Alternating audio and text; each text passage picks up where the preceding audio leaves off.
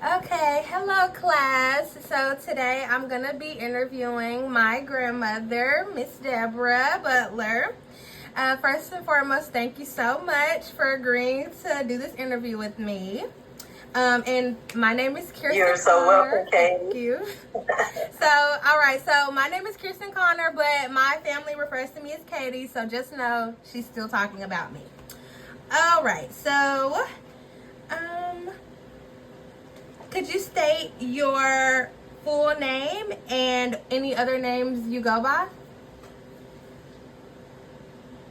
My name is Deborah Jolene Butler, and I go by Mom, Grandma, Aunt Deb, Mama Deb, all of those.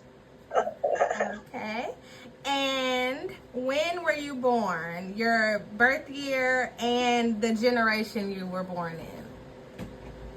Okay. I was born, and I'll give my full birth date, October the 30th, 1955, and I am considered one of the baby boom generation.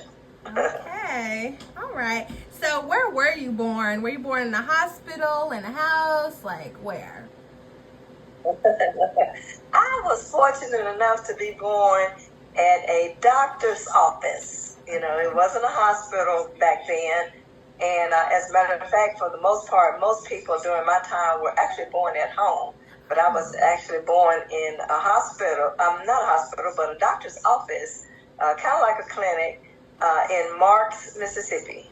Okay. Well, why were most people born at home? Because most women didn't have a particular hospital that they went to or a doctor really that they saw.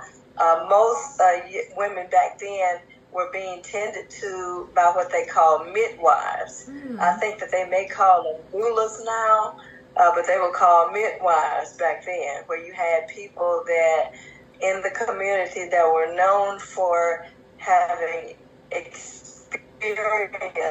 if you will, of helping mothers to give birth to their children. So a lot of people in my community, they were actually born at home. Oh, wow. Okay. Okay, so what's your earliest memory? How old were you, and can you tell me about it? My earliest memory, I would say I was about 3 or 4 years old, and I grew up in a rural area on a farm. And so one of my earliest memories was when I was about 3 or 4 years old, because I know I hadn't started school yet. And I used to wear these white, I guess you'd call them white top. They were kind of like sandals, but they had a top bottom to them. So it was kind of like a high top sandal type shoe. And it was white. And I used to wear those all the time. It probably was the only pair of shoes I had. And so, you would wear them to everywhere you go, and then you would wear them to church on Sundays. And I can remember being at my grandfather's house, and my grandmother, my mom's mother, was actually keeping me during the day while my parents worked. And but she lived really, really close to my dad's parents, which was like right down the road. And so I used to go down to my father's parents' house during the day while my parents were at work, and I would play down there with my little uncles and aunts, because I was about the same age as they were. And one of the things that I would do every single day would be, they had a what they call a mud hole. It was like a ditch, and it had just water running through it and mud and everything. And every day I would go home with my shoes muddy, because I kept trying to jump across this mud hole. And every day my grandmother would tell me, my mom's mother would tell me, don't come home tomorrow with those shoes dirty, because she would have to wash them every day. And the last time, she said, you come back home with these shoes muddy, you're going to get a spanking. And I went home with those shoes muddy. I remember getting the biggest spanking that I have ever gotten. I think it was the only spanking she ever gave me. Oh, wow. But I got a spanking for that because I could never figure out, instead of jumping across the mud hole, I needed to have gone around the mud hole. Yeah. But I just figured I wanted to get from this side of the mud hole to the other side of the mud hole. And so I would always jump across, and my legs were too short to make it all the way across. So I would always end up landing in the mud hole. But that's one of my earliest memories that I remember. Okay, that's really funny. Oh my gosh. Okay, so you've already kind of told me some things about your childhood, but could you tell me some more, like little random things maybe you can remember about your childhood? Well, I grew up on a farm, as I said, and we grew up what you would call poor now, but we didn't even know that we were poor because everybody pretty much, was the same. Mm-hmm. And so we farmed, we had a farm, and so we grew all of our food. We grew our fruits and our vegetables, and I can remember we had corn that we grew, peas, okra, butter beans, squash, tomatoes, cucumbers, strawberries, because we had fruit as well. And as a matter of fact, we had these big, large peach trees out in the backyard, and they would grow these big, fat, juicy peaches. And so we just couldn't wait until peach season. I know. And go out there and pick, some peaches and eat them. We'd actually just pick them off the tree. That sounds so. They were so good. They were so cute. I'm so jealous. I wish I could have been raised on a farm. It's so hard to even find like real food nowadays. Yeah. But it definitely makes sense. It really was real food. And, we had vegetables, fruits, even our meats, because we raised hogs. And so we had plenty of pork meat. We raised cows, so we had plenty of milk and butter. We raised chickens, so we had plenty of eggs and, just fresh eggs. Yeah. And so that's why I say we grew up what would be known now as being poor, but we didn't realize that we were poor. I mean, that sounds like wealth to me in this economy. I would love to be on a farm right now, just getting stuff for free. Yes. Okay, so tell me about your teen years. In my teen years, I went to junior high school in, it was called Sardis, Mississippi, Como, Mississippi, and Sardis, Mississippi. And it was fun. I loved school because I was a pretty good student, and most of the times I made A's and B's and made the honor roll and the principal's list and all that. And but I was a worm. I stayed in my book. I was one of those kids that would go to the principal's office. I was too scared to go to the principal's office. And so I did really good in school. I used to hang around, with a bunch of girlfriends. And I was you not being like in your books and not being like into boys and stuff. That was the only part that like cut out. Okay. Yeah. What I was saying is that I was not really into boys during my teenage years because, my parents, they didn't play that. My dad had 4 girls, and my brother didn't come along until later. So he was very protective over his daughters. As a matter of fact, my dad was known in the neighborhood for the father that you stayed away from his daughters. So, they would say, I know your daddy got a shotgun. And he did. He had a shotgun. And it would be hanging right over his bed. He wasn't a mean person or anything, but he just had that kind of reputation in the neighborhood. And so, we weren't allowed to date or talk to boys or anything like that. And so pretty much, I stayed mostly into my studies. I love to play, different games. We had different games and things that we played back then.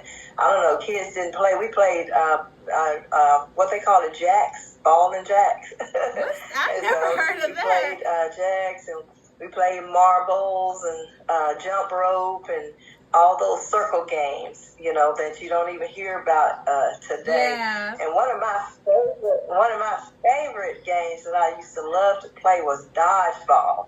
because I was skinny. I was real skinny, like Popeye, and I don't know if you ever seen Popeye as a cartoon back then. I know what cartoon you're talking about. His girlfriend was olive oil, and I was skinny like olive oil. And so they could never get me out of dodgeball. They could never hit me with the ball. And so that was one of my favorite games. Okay, thank you. Okay, so what was your family like during your adolescence? Again, you already kind of have answered some of those, but could you go like, I guess, more specific? Yes, I can tell you that, as I said, it was most girls. When I grew up, there was 4 girls, and I was the oldest. And we had chores. Living on a farm, you have chores that you have to do.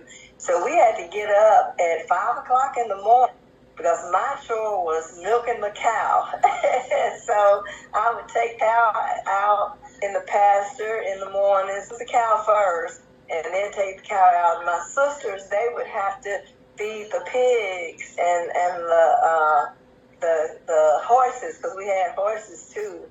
And then we would have to make sure they had water, plenty of water. So we would have to do all our chores. Those were outside chores. Do all our outside chores in the mornings before we go to school, and then come in and get washed up because you didn't want to smell like a cow. You didn't want to smell like pigs. And so you'd have to come in and get cleaned up and then get ready for school. And so I can remember we had to, our household had to be very, very structured. You have to get your clothes that you're going to wear to school. You get those the night before. You made sure that they were ironed, washed or what have you, and hanging up and ready for you to put on, because then we would have to catch the school bus by 6:30, and so we would have to be ready for school. So those were the things we had to do. Now let me add this too, Katie, because I know you all don't do this today. When I was growing up, we didn't have a electric washing machine.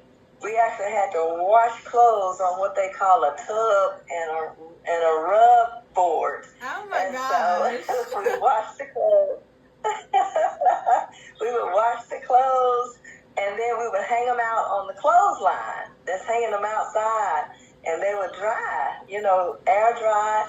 And the clothes would always be nice and white because the sun would help to kind of bleach those white clothes and take them in from the outside so the clothes would be fresh.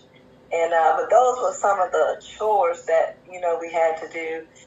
We had to make sure that we stored up enough food for the animals too, and for ourselves for the wintertime, because we raised everything, and so you would have to store up corn and hay and stuff like that in the barns. And so those were part of our chores. And something else that I did that was unusual for most girls is that my daddy, because I was the girl, the oldest, he taught me how to drive a tractor. So I would have to drive tractors and bring them down to the field, for my dad. I never did do any plowing. He didn't allow me to do that. But he would say, go bring me that tractor. So I had to bring the tractor down to the field. Oh my gosh, that sounds... I hear about that, but just hearing it from you is this is really a real thing that y'all did. Y'all really, everything seemed to move way more slow and intentional. Wow. I'm learning a lot. Oh my goodness. Okay, so what are some of the social, national, or world events that happened during your childhood and during your adolescence? How did these events influence your thoughts, beliefs, behaviors, or relationships with others? Oh, I'm sure you have a lot. Okay, well, those are all good questions. I grew up in the middle of the 60s, and so this was during the Civil Rights Movement. And so this was during the era of Martin Luther King. As a matter of fact, Martin Luther King came to Marks, Mississippi one time on one of his trips. I didn't get to see him, but my parents did see him, because my parents tried to shield us quite a bit, from that civil rights era, because there was a lot going on, a lot of racial upheaval and discrimination and all of that went along with the civil rights movement. But I do remember Martin Luther King I remember Malcolm X. I remember Stanley Carmichael, Cassius Clay, which he changed his name to Muhammad Ali, and I remember when that happened, and when he refused to go to the service, all that kind of stuff happened, during my time. I remember when Martin Luther King was shot, in Memphis. I was living in Mississippi then, and my mom had seen him on television the night before that at that church, that big church in Memphis, where he was doing his speech. And just based on his speech, my mama said then, she said, "Oh, he's not going to live long." She just kind of had that.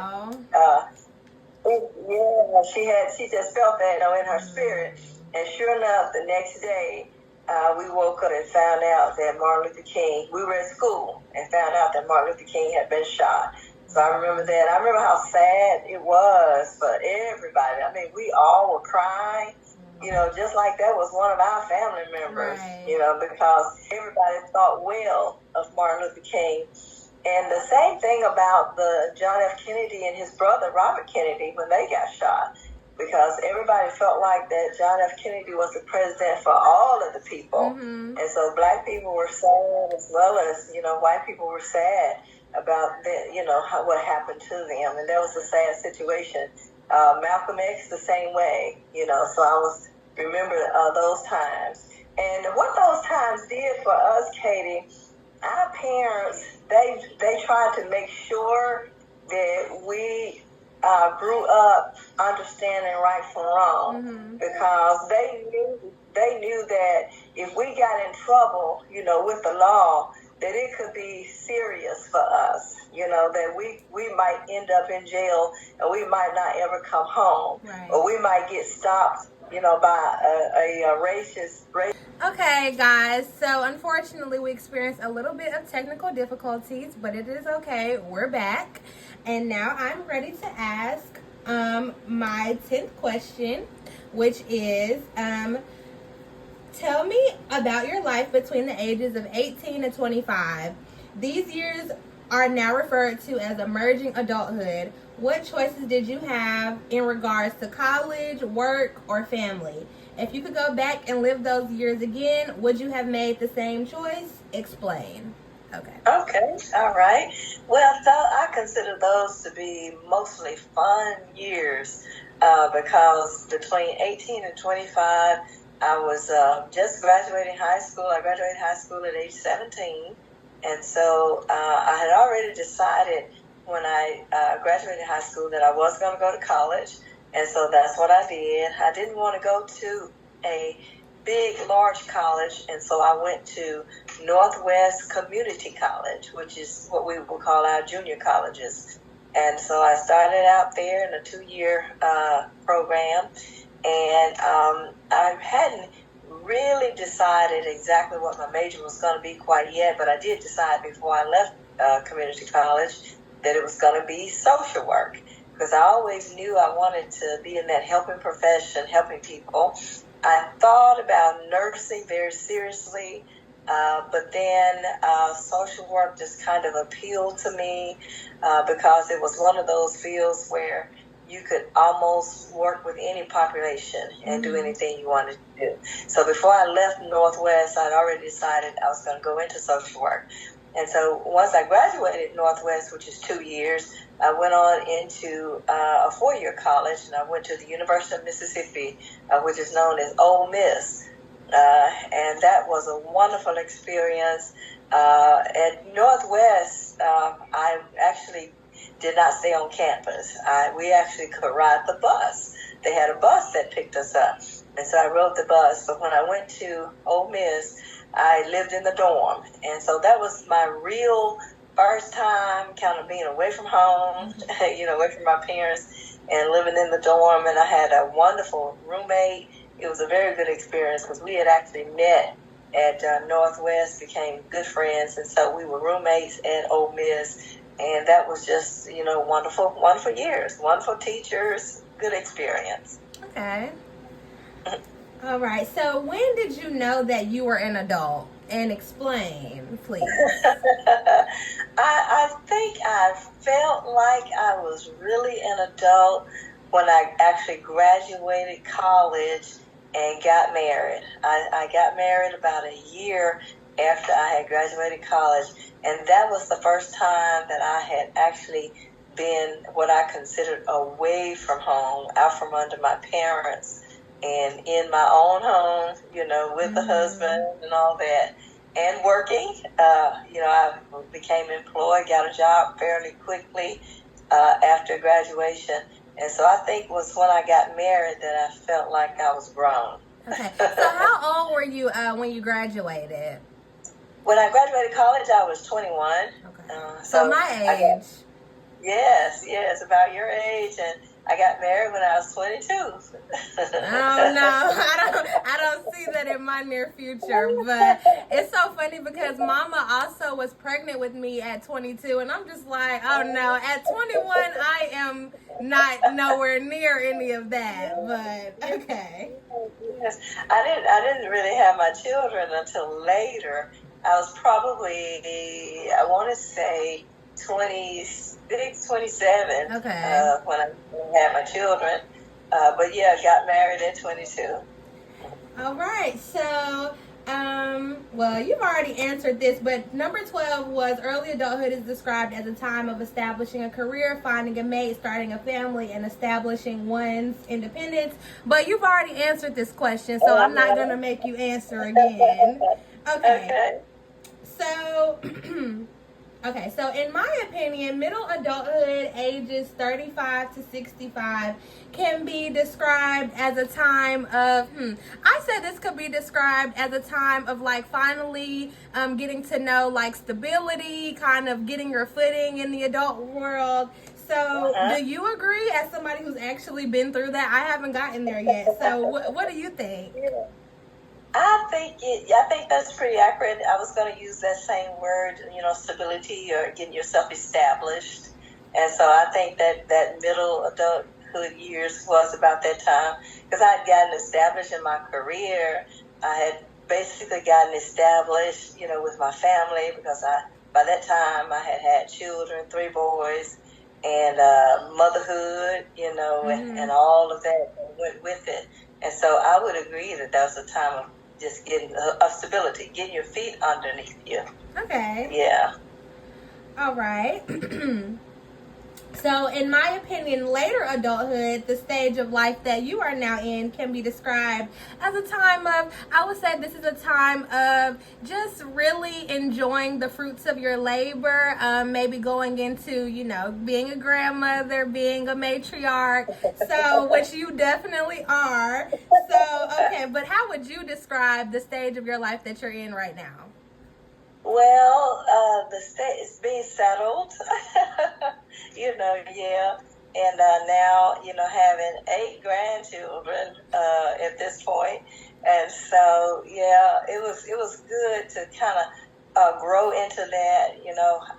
I had grandchildren, what most people would consider as late, because I don't think that grandchildren came along for me until I was like in my 50s, and most people at that point had, many grandchildren, and I didn't have any at that time. And so, that was a time of just kind of getting settled into that and really embracing, it's a time when you start to just really embrace who you are, really embrace the people around you, and really drawing those around you that you love and that you care about close to you.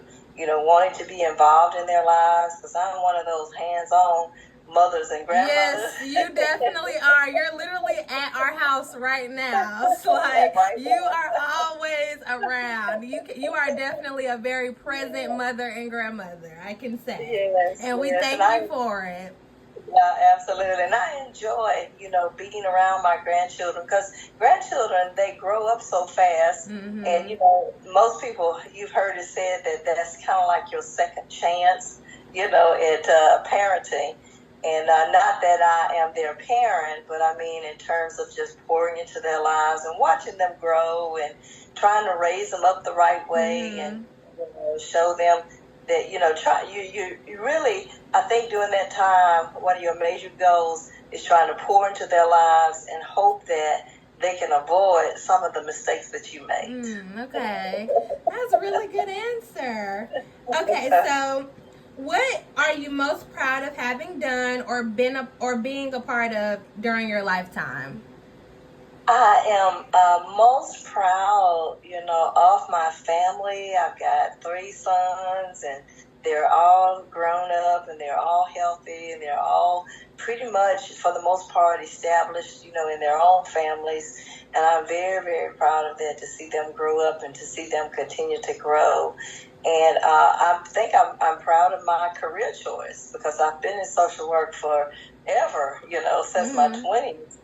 And now, I guess the latter part of it, I'm a professor at a college, so I've been there for over 26 years, and that's good, just to, teach future social workers. Right. And so that's one of the things that I really, really enjoy. I enjoy seeing young people who want to do what I do, and just pouring into their lives as well, and helping them to develop their career and get their careers launched. So I'm very, very proud of that.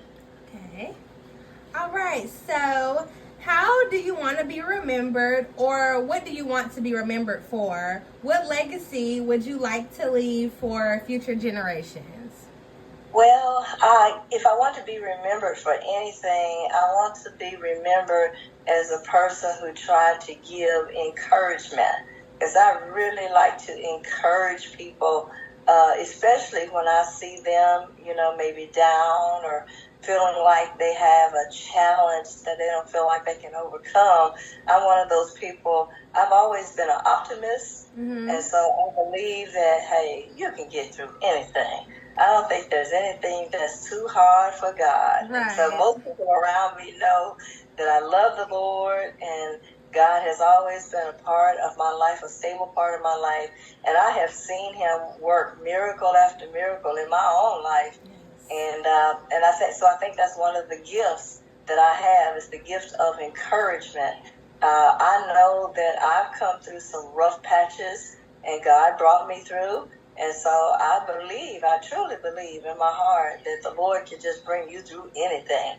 And so one of the things that I really, I guess, that's near and dear to my heart is that, especially people that's within my family, if I see you really, really feeling pessimistic and really feeling like, life is not worth living, I'm one of those people like, come on now, come on. You can do it. Right.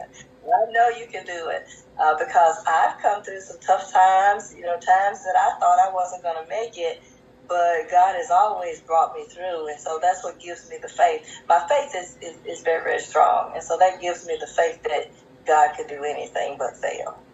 Yes, amen. I definitely agree with that statement. Okay, so if you could go back and change one thing about your life, what would it be? I think that if there was one thing that I would change, is that I would really be more into my faith than I was then. I think that my faith is strong now, but as I look at it, I really wish that my faith had been as strong back in my 20s and in my 30s, because I think I would have avoided, some of the mistakes along the way, that I made. I think because my relationship wasn't, I always believed in God, and I accepted Jesus as my Lord and Savior when I was younger, but I don't think that I was as, I don't want to say serious, but just kind of like knowing, how you just know something. I think I wish I had known then what I know now. And I think that would have eliminated a lot of the mistakes, that I may have made along the way. Okay. Yes. But the thing about it, though, is the person that you were is the reason why you're here where you are now. So I definitely feel like, even though when we look back at things in our lives that we want to change, I feel like it's still so important to acknowledge those past versions of yourself who didn't have all the answers, because now even though we didn't have all the answers, we still led ourselves to where we are now. So definitely something to be proud of regardless. Yes. Okay, so on to our last question. And again, thank you so much for doing this for me.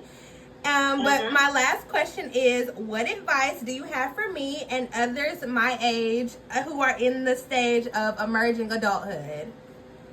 I guess the one piece of advice that I would have is always strive to do your best. Always put forth your best effort. And in putting forth your best effort, you have little or less regrets. Because if you did your best and you know you did your best, then you can just be grateful and thankful for that, and you don't have anything to regret. And just keep God at the center, because that's very important, because life is going to come at you, and there's always things out there to try to bring you down. But if you keep God at the center, then you're going to make it through that challenge, you're going to make it through that struggle, and you're going to come out on the other side a much stronger person, a much better person. Yes, I think a lot of people in my class